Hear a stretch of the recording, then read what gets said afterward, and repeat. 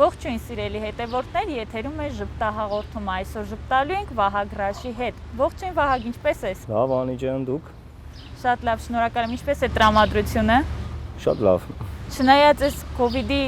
պայմաններին ու ընդհանրապես դրված այդ բոլոր նախապայմաններին դիմակով ձեռնոցով, մենք բոլորը շարունակում ենք ժպտալ։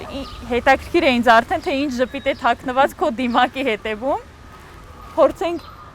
մենք մեր ժպիտը ցույց տալ ու շարունակել արդեն դիմակներով, քանի որ մենք ունենք պայման դիմակներով լինել ու պահպանել սոցիալական հեռավորություն, հաղորդումը կշարունակենք դիմակներով նկարել դեռևս այս շաբաթ եւս։ Վահագ ջան, քեզ տեսնում ենք բոլոր սոցիալական, բարեգործական, հասարակական միջոցառումներին։ Անընդհատ նվագում ես, երգում ես, բարձր տրամադրություն ես ապահովում։ Երգելը պարզապես հոբի է, քեզ այս աշխատանքից եկամուտ հարկավոր չէ, պարզապես որպես հոբի է դա մնում քեզ համար։ Չի ասի եկամուտ չի մնում, այսինքն գումար չեմ աշխատում երգելով, բայց ավելի շատ ոչ թե հոբի է, այլ այն որ նաև սիրված աշխատանք է, բացի հոբիից, որ կարելի է նաև դրանով էլ գումար աշխատել, բացի դրանից ինքը հոգու հանգստության ինչ-որ միջոց է, այսինքն հոգնած աշխատանքային օրից կամ ծանրաբեռնված օրից հետո գիտարը վերցնում ես մի քանի երգ երգում ես, նոր պարկում ես քնելու։ Ավելի հանգիստ ես քնում, ավելի կտրվում ես այն օրվա առօրյայից, մտածմունքներից ու ասում են գեղեցկությունը կփրկի աշխարհը, իսկ երգը ինչ որ մի բան կանի, երգը բարը հենց այնպես է, թե էլի ինչ որ կարևոր նշանակություն ունի։ Չէ, բնականաբար երգը, երաժշտությունը, արվեստը այն մարդու հոգու սնուցման համար են, այսինքն եթե սնունդը մենք ուտում ենք ֆիզիկապես գոյատևելու համար, հոգին էլ գոյատևելու կարիք ունի ու դրա սնունդի կարելի ասել հիմնական միջոցը արվեստն է։ Լուսամփոփի պես աղջիկ, կարմիր ծաղիկ մը գարունի ու այդպես մի քանի երգեր, որոնք քո երգացանկում ապահովում են հավանաբար մեծ հոնորարներ։ Շատ ես այդ միջոցառումների ժամանակ իրենց հայտնիության հավասար են իրենց հոնորարները, թե երգում ես հավասար ինչպես սոցիալական, բարեգործական նախաձեռնությունների ժամանակ։ Ես կգամ կարմիր ծաղիկ մը գարունի, լուսամփոփի պես աղջիկ, կարելի ասել այդ 3 երգերը ամենասիրվածն են, վերջին շրջանում նաև համբույրի մեջ ու Պարպսակի Սոնա Ռուբինյանի հետ դուետը։ Ու այդպես է։ Բոլորին հայտնի է կա, բիզնես ունես, կին, հրաշամանուկներ երկու ունես։ Այս ամենին զուգահեռ քեզ երգը հենց այնպես է հարկավոր, թե ինքը լուրջ աշխատանք է քեզ համար։ Երգը քեզ համար հոբի է, ապրելակերպ, թե աշխատանք։ Չէ, ավելի շատ ապրելակերպ, աշխատանք չէ, քանի որ հիմնական աշխատանք է, այսինքն հիմնական վարձատրության միջոց չէ, ավելի շատ երկրորդ տարբերակը։ Սովորաբար երգիչները որպես այդպեսին իրենց կերպարով կան ինչ-որ առանձին կերպար են կառուցում երգող մարդիկ եւ կան որպես անձնավորություն տարբերն։ Այդ ով է Վահագ Ռուշանյանը առանց երգի։ Կարելի ասել ես երգելուց եմ նույնը, քայլելուց եմ նույնը, ընդհանրապես ընկերական շրջապատում եմ նույնը, այսինքն շատ են ժամանակին նույնիսկ ռեժիսորների հետ աշխատելուց ասում են ինչ որ հագուստի կերպար ընտրիր, չգիտեմ ինչի կերպար, ինձ համար ավելի շատ արհեստական է, քանի որ մարդիկ ինձ ճանաչում են ավելի շատ իմ երգերի միջոցով, քան ինձ են ճանաչում, երգերին են ճանաչում իմ միջոցով, այսինքն շատերը նույնիսկ երգերը գիտեն, բայց ինձ չեն ճանաչում, անունը լսել են, չի էլ հետաքրքրում ով է, այսինքն ինչպես ես, շատ երգեր կան, որ լսում եմ ուղակի, կոպիտ ասած ինձ չի հետաքրքրում այդ երգիչի տեսքը։ Կամ ինչ է հագնվում, ինչ է անհանգստացնում ընդհանրապես քո իմիջի, քո հայտնիության հետ կապված, գուցե դրանից քո հոնորարը բարձրանա միջոցառումների ժամանակ, երբ որ դու ավելի հայտնի դառնաս, ինչ ես կարծում։ Իմ համար այդ միանշանակ չի, այսինքն չեմ երգում կոնկրետ, որ ճանաչեն ինձ հայտնի դառնալու համար, այսինքն հայտնի դառնալը ինձ համար նպատակ կամ ինչ որ ցանկություն կամ ինչ կետ չի էլի, որ դրան ձգտում եմ, այսինքն ով որ գտնում է այդ երգերը, այսինքն ով որ ուզում է այդ երգերը լսի, ինքը բնականաբար գտնում է, հիմա սոցցանցերը տալիս են այդ հնարավորությունը, YouTube-ը տալիս է այդ հնարավորությունը, այսինքն ամեն ոճի երգերը, եթե իրանք սիրում են ռոք, սիրում են բալադային գործեր, բնականաբար ինչ որ բալադային գործեր լսելուց հետո իմ երգերն էլ է հայտնվում այդ ցուցակում, այսինքն մարդը կարող է ինձ չճանաչել, լսի, օրինակ ասենք հայկական, չգիտեմ, Գորին լսի կամ Beautified Project-ին լսի կամ MP-Ray երգերից կամ ինչ որ այդ ոճի երգեր, եթե ծանոթ եք YouTube-յան ալգորիթմին, ինքը առաջարկում է արդեն այդ ոճի երգեր։ Հախվերդյան Մեշչյան կամ չգիտեմ ինչ, եթե ժողովրդական ես երգում, քեզ դնում է ժողովրդականների ցուցակի մեջ։ Այսինքն այդ ամեն ինչը հնարավորություն տալիս է ու հայտնի դառնալու համար հիմա շատ այդպես մեծ բան պետք չի, էլի, հիմա կոպիտ ասած մի քիչ կոպիտ բան ասեմ, կապիկություն են անում տեսախցիկի առաջ դառնում են հայտնի։ Ավելի շատ ես սիրում եմ, որ իմ երգերով են ճանաչում որպես Վահագ Ռաշ, ոչ որպես անձնավորված, ասենք, չգիտեմ, ռոքային կերպարով ինչ-որ մեկը։ Փաստորեն կարող ենք մենք ֆիքսել, որ կյանքում քեզ համար երգելը դա պարզապես կենսակերպ է, հոբի, ու հույսդ էլ դրել ես YouTube-յան ալգորիթմի վրա։ Այո։ Գիտես, մի անգամ լսեցի, որ դու հաճախ ես ասում, որ քո ես կգամ երգով մարդիկ սկսեցին ռոք լսել։ Այո։ Այդ ժամանակահատվածում ռոք լավ երգող չկար, թե դու միակն էի, ինչու հենց այդ երգով սկսեցին ռոք լսել։ Ընդհակառակը ասեմ, այդ ժամանակաշրջանում ռոք խմբեր կային լավ, որոնք հիմա գոյություն չունեն կամ ընդհատակյա, ասենց ինչ որ կարող է 2-3 տարի մի անգամ հայաստանյան երգարվեստի այս բանի մասին է խոսքը, այսինքն շրջանակները, այլ դրսի մասին չէ, բնականաբար հայաստանյան ռոք խմբերը դրսի մասին դաժե երազելն է իրենց համար, քանի որ այդ ռոք դպրոցը չեն անցել։ Ինչ են անում Հայաստանում ռոք երաժիշտները, վերցնում են երգը նույն ձևի ոնց որ այդ խումբը կատարում է, նույն ձևի երգում են, բայց հենց ամենասխալ բանն է։ Իսկ վերադառնալով սկզբին շատ ռոք խմբեր կային, որոնք հիմա ցրվեցին։ Այսինքն ռոք խումբը Հայաստանում ինքը ծախսեր պահանջող մի քանի մարդ, որոնց պետք է իրար հետ լեզու գտնեն, շատ դժվար բան է։ Եթե գումար չես աշխատում դրանով, այսինքն այդ ֆինանսը չկա դրա մեջ, խումբ պահելը շատ դժվար բան է։ Ու եթե մի հոգին է կոնկրետ խմբի այդ գաղափարախոսությունը կառուցում։ Իսկ եթե երիտասարդ ջահել հասակից, ասենք, նվագել են իրար հետ մեծացել են, օրինակ Բամբիռը, մինչև հիմա ինքը կա շատ լավ խումբ է, ասենց։ Այսինքն ըստ քեզ ֆինանսական խնդիրներն են եղել պատճառը, որով դե մեզ հայտնի է, որ Վահագ Ռաշ բենդ է եղել, հետո արդեն մնաց միայն Վահագ Ռաշը որպես կեղծանուն, հա։ Հա, իմ խմբի անդամները, իմ ընկերներն են մինչև հիմա, ասենք տարաձայնություններ չենք ունեցել, բայց ընթացքում սկսեցին ուրիշների հետ նվագել, սկսեց տուժել մեր բանը, այս միջոցառմանը չենք կարողանում գնալ, այն համերգին չենք կարողանում մասնակցել ու այսպես ես էլ Հայաստանից գնացի որոշ ժամանակով սենց գործի բերումով ու այդպես խումբը քանդվեց, էլի։ Այսինքն վերադարձար, մնացիր մենակ ու որոշեցիր մենակ շարունակել Վահագ Ռաշով։ Սկզբից էլ էի մենակ, այդ շրջանում ուղղակի այնպես չէր, որ երաժիշտները այս դեպքում իրենք ավելի շատ իմ համար էին նվագում, ոչ թե երգերի։ Այսինքն որպես ընկեր կմասնակցում էին այդ խմբին, բայց խումբ այդ գաղափարախոսությունը չկար Վահագ Ռաշ բենդի մեջ, այսինքն բայց որքանով ես տեղյակ եմ, այդ ժամանակ արդեն կար Լուսամփոփի պես աղջիկը, ձեր հայտնի, իսկ իրենք ինչ որ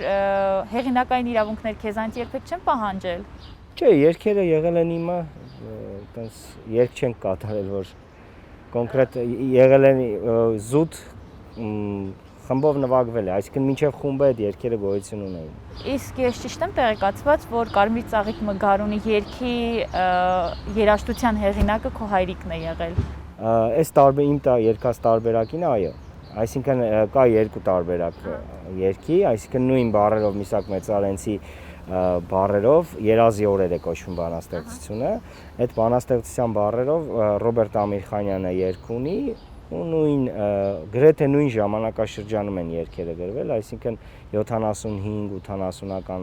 չհասած 80-ական, Ամիրխանյանինը մոտավոր երևի 80-ականների մեջ է եղել, հայրիկս գրել է 70 քանի թվականներին ու 3 երգ ունի մեծարենցից, Անուժները, Համբույրիմը մեջը Սոնա Ռուբինյանի հետ դուետը ու Կարմիր ծաղիկը Գարունի։ Ու երկար ժամանակ այդ երգը չէի ներկայացնում հենց առաջին տարբերակի առկայության պատճառով, բայց հետո մտածեցի, որ ընդհանրապես իրար հետ իրենք կապ չունեն թե ոճային առումով թե բանի, կարող է գոյություն ունենալ նույն բառերով երկու երգը։ Երկու տարբեր ինտերպրետացիաներ են։ Օրինակ, սենց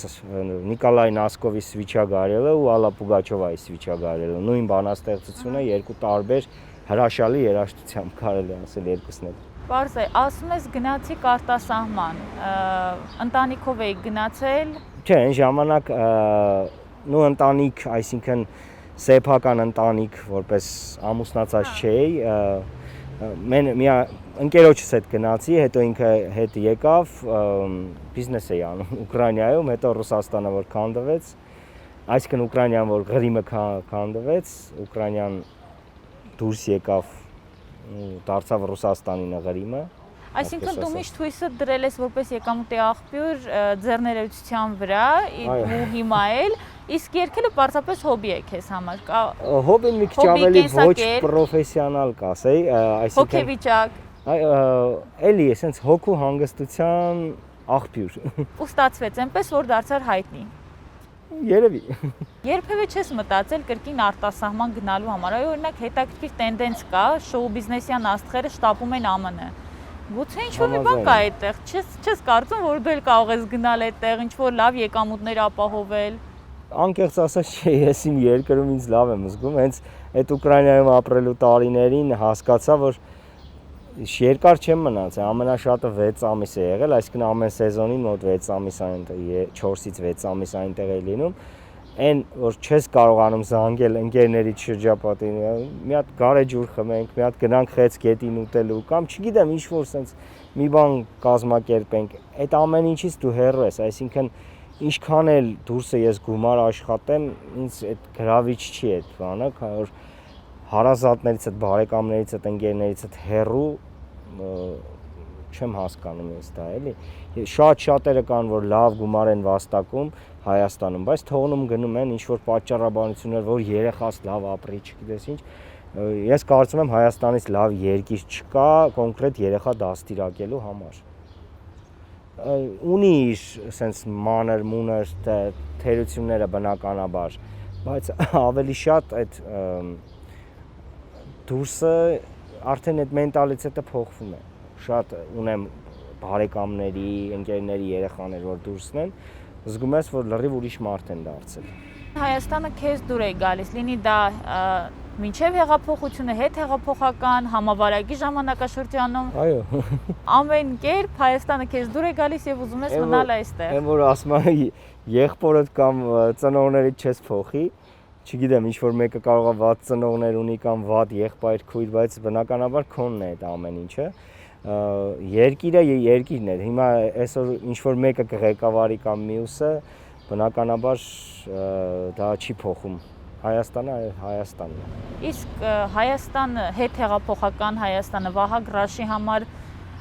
նույնն է, թե ուրիշ է, փոխվեց, ինչ որ մի բան ավելի դրական դարձավ, գուցե քո դրականը տարածելը ավելի էֆեկտիվ դարձավ։ Բնականաբար շատ տրամադրություն է փոխվել հեղափոխությունից հետո, այսինքն հիմա շատ հայ ազգը միշտ այդ բողոքելու բանը ունեցել է, էլի, այսինքն կապ չունի, ինձ թվում է Տիգրան Մեծի ժամանակել են մարդիկ բողոքել Տիգրան Մեծից, դրա համար, հա, թերություններ շատ կլինեն, թե ներկայիս իշխանության, թե անցած իշխանությունը ինքը տեղով թերություններ, բայց այս դեպքում դրական բաներ կարելի է գտնել ու պետք է նաև հասկանալ, որ ինչու են հիմա մարդիկ բողոքում, այս ինչը ինձ գումար չտվեցին, այս ընթացքում ինձ այսինչ չարեցին ու հետաքրքիր այն է, որ այդ այն մարդիկ են ասում, ովքեր չունեն էլ այդ գումարի կարիք է, էլի։ Այսինքն միշտ այդ բողոքելու բանը կա։ Շատերը կհիասթափվեն ներկայիս իշխանությունից ու բնականաբար, եթե ինչ-որ ռեյտինգային տոկոս կար, այդ տոկոսը իջնելու է, բայց շատ բաներ փոխվել են, որ այն ժամանակ, որ ուղակի հեռուստատեսությունների դռները իմ առջև փակեին իմ խոսելու համար, այդքանը ինձ հերիք էր։ Հիմա ես նման խնդիր չունեմ Հայաստանում։ Այսինքն ես տեսահոլովակը ներկայացնում էի, առավոտյան պայմանավորվում էի, ինձ զանգում ասում են կներեք, ղեկավարությունից ասեցին քեզ չեն կարող ընդունել։ Քանի որ մեծ խոսում ես։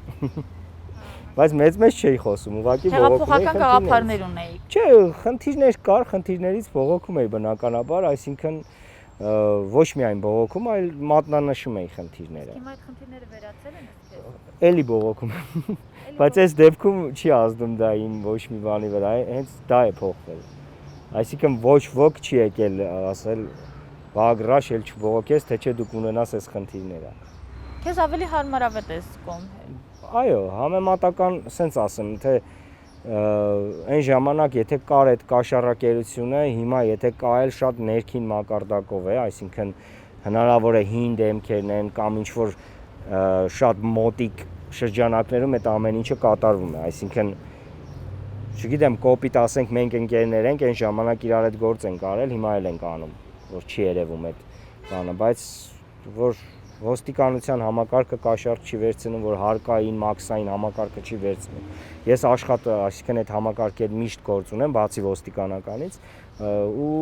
բնականաբար չեմ տեսել այս շրջանում նման բան։ Ինչը շատ հաճելի է, դժվարացել է, բնականաբար այն իշխանության օրոք էլ, եթե դու ինչ-որ ապրանք էր բերում,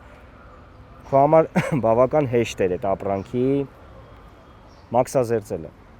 Բոլորն էլ մուծվում էին, գումարը տալիս էին, գաղտնիք չէ ոչ ոքի համար, այսինքն դու գումարը տալիս էիր այդ ապրանքը, չգիտեմ ինչ ձևերով հասնում էր։ Չգրված կանոններ կային։ Իսկ հիմա դարձել է օրինական, դա էլ իր բարդ խնդիրները ունի։ Իսկ հիմա այդ բարդ խնդիրները կան, բնականաբար պետք է այն մեկ պատուհան սկզբունք, որ ասում են, այդ ամեն ինչը իրականություն դառնա, այսինքն մարդը եթե ինչ-որ գործ է անում, մեկ պատուհանով իր հարցերը լուծի։ Վահագ ջան, միշտ տարածում ես դրականը, քեզանից դրականն է հորդում, քո լսանին ամեն անգամ տեղափոխում ես հեքիաթների աշխարհ քո երգերով, անհնար է քո երգերը լսել ու մտքերով չտեղափոխվել մեկ այլ աշխարհ։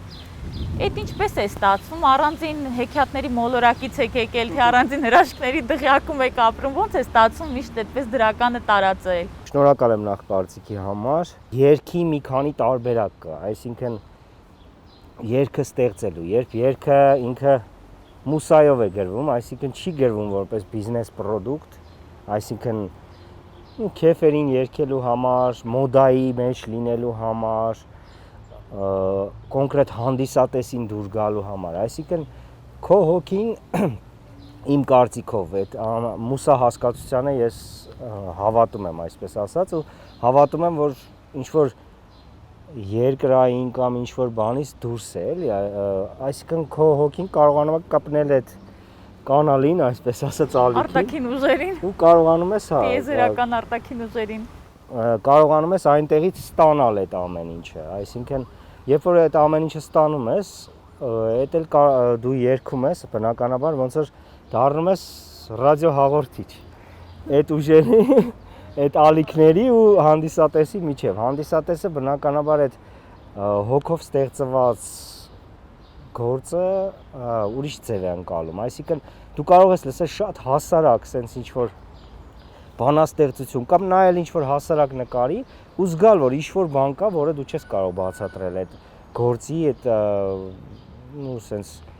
արվեստի գործ ասեմ կամ դրա մեջ։ Նույնը երգն է, նույնը բանաստեղծությունն է, նույնը պատմվածքն է։ Ինչու է միշտ նշում եմ, թե երգերի մեջ, թե ստեղծագործությունների մեջ այդ վերջը միշտ ստացվում մի տեսակ sense մարդը կարդում է ու հասկանում է, որ ինչ-որ բան է ինչ էր։ Դու երբ հասնում ես վերջին, փորձում ես այն լոգիկայով քո մոտենալ, այսինքն անջատվում ես ընդեղից, սկսում ես ուղեղով մտածել ոնց ավարտեմ։ Այդ ամենաբարդ բանն է ստեղծագործության, երբ որ թողնում ես, որ սկզբից մինչև վերջ այդ ձևով թեկուզ դա այդ պահին քեզ դուր չգա, ինքը հետագայում զգում ես, որ դա ճիշտ է։ նույնիսկ պատմվածքներ ունեմ գրած, հասկանում եմ, որ այդ պահը վերջի ստեղծելու պահը, ֆիլմեր չկա, չէ, դիտում ենք վերջի մի հատ այնպես բանալ լինում, ասում են, «Էս ինչ արին, ամբողջ ֆիլմը փչացրեցին»։ Նույնը երգը, նույնը ստեղծագործությունն է, այդ ավարտի ու սկզբի ու միջի այդ ամեն ինչը, որ ինքը համաձուլված լինի, բառերը, երաժշտությունը։ Այս դեպքում հարց է առաջանում, ով է կամ ինչն է Վահագ Ռաշի մուսան, որտեղից է գալիս, տիեզերքից է գալիս, որտեղից է գալիս։ Շատ տարբեր է, այսինքն կարող է մի հատ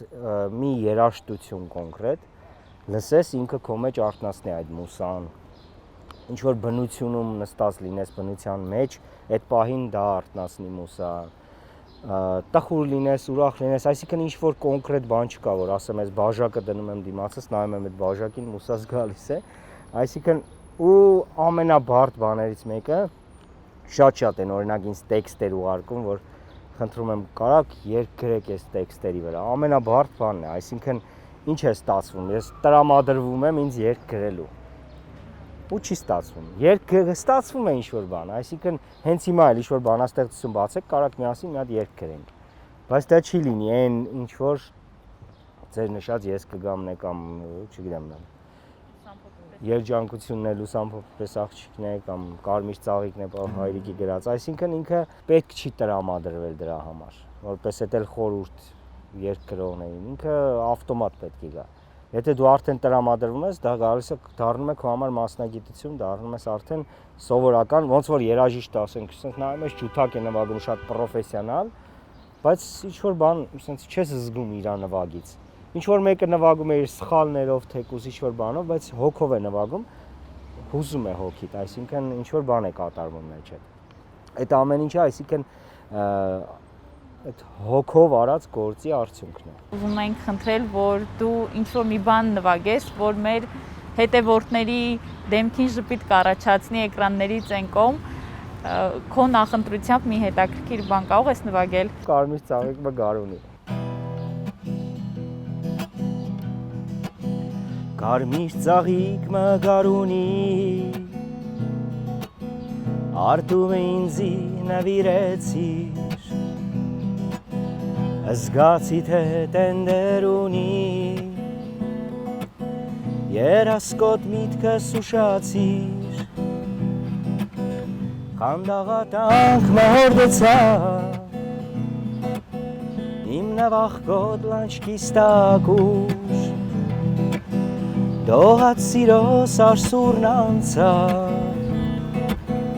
Ու թովանքը համբույրին հուր Խանդաղատակ մհորդեցավ Իմ նվախկոտ լանչքիս տակուր Դողած սիրո սարսուրն անցավ Ու թովանքը համբույրին հուր Եվ ըղձակատ իմ հեքոքիս Զգաց սիրտիդ հուրն արծարծում Մետաքսե ուղի մազիս Սեր ծաղիկին տարավացում Անժապտեցա կյանքը ինձի Համայքներու հույլովն անցավ Եվ ուրվական մը կասկացի Անոր մոտեն երբեք չանցավ Անժապտեցավ կյանքը ինձի Համայքներու իլովն անցավ Եվ ուրվական մը կասկացի Անոր մոտեն երբեք չանցավ Կարմիր ծաղիկ մը գարունի Արդում է ինձի նվիրեցիր Զգացի թե տենդեր ունի Երասկոտ միտքս ուշացիր Խանդաղատանք մհորդեցա Իմ նվախկոտ լանչքիս տակուր Դողած սիրո սարսուրն անցա Ու թովանքը Համբույրին հուշ։ Շնորհակալ եմ Վահագ ջան շատ,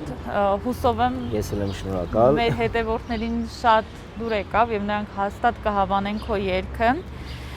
Եվ վերջում կարող եմ ասել, որ մենք ունենք մի հետաքրքիր ավանդույթ։ Մենք մեր նախորդ հյուրից ստանում ենք նվեր եւ փոխանցում հաջորդ հյուրին, որպես ժպիտի խորհրդանիշ։ Ինքը քեզ փոխանցել է Գոհար Մկոյանը, սոցիալական ձեռներեցների դպրոցի հիմնադիր, քեզ փոխանցել է դիմակներ, Շնորհակալ եմ։ որոնք կարծում եմ քեզ շատ պետք կգա մոտակա ժամանակահատվածում, եւ սոցիալական ձեռներեցների դպրոցի ուսանողների ձեռքով պատրաստված բարձ, ձեռքով գործված բարձ,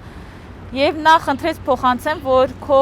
կնոջ հետ մեկ բարձի ծերանալու գաղափարի շուրջ այս բարձը պահեք ձեզ մոտ։ Շնորհակալ եմ Գոհարին նման հետաքրքիր նվերի համար։ Ես հաջորդ հյուրին կուզեմ նվիրել փական, որ բոլոր բացասական էմոցիաները փակի, բայց հիմա բաց վիճակում է, կոդը հավաքված է, բայց ես կփակեմ ու կխառնեմ իրեն։ Կոդը ես գիտեմ, բայց քանի որ ժամանակը հիմա շատ է, կարանտին է, աշխատանք չկա, պարապ են մարդիկ, մոտավոր 999 տարբերակ ինքը ունի կոդը բացելու ու կարող է բացել, նաև այսքան խոսքերի մեջ, նաև մի փոքրիկ հուշում կար կոդի հետ կապված։ Եթե գտնի, կարող է տեղեկացնել մեզ, գտել է թե չէ։ Մենք սիրով կփոխանցենք այս փականը մեր հաջորդ հյուրին, շատ արդեն ինձ էլ է հետաքրքիր, թե կոդը ինչ է լինելու։ Անկեղծ ասած, շատ հակված եմ, որ այս կոդը ընդհանրապես ոչ մեկ չգուշակի, որովհետև բացասական էմոցիաներ ենք փակում, բայց այո, կարանտինի ժամանակ երկար ժամանակ է ունենալու։ Բացելու դեպքում էլ խորհուրդ ենք տալիս կրկին ավելի շատ բացասական էմոցիաներ փականքի տակ պահել, հենց այս փականքի տակ։ Սիրով կփոխանցենք մեր հաջորդ հյուրին, հուսով եմ սա նրան դուր է գալու։ Շնորհակալություն Վահագ ջան, շատ շնորհակալ ենք, որ Ձեզ շատ շնորհակալ եմ։ Մեզ հյուր եկաք, շատ հաճելի էր եւ շատ շնորհակալ ենք հետաքրքիր ու լավ երաժշտության համար, որ դու ստեղծում ես մեզ համար ու մենք շատ սիրով լսում ենք ու տեղափոխում մի ուրիշ հեքիաթների աշխարհ։ Շնորհակալ եք Վահագ ջան, շատ հաճելի էր։